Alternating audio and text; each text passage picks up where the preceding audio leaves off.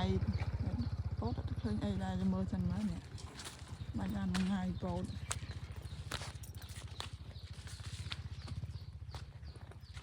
người ta coi xì coi xì chỉ coi chụp đom xì hồi màu đó coi màu bên ấy ngọt ta này mà bạn ăn ngày nôm là mu màu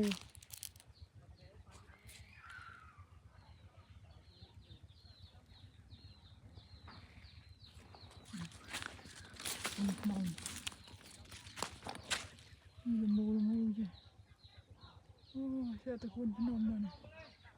đào coi tại vì là mu ra là rồi ha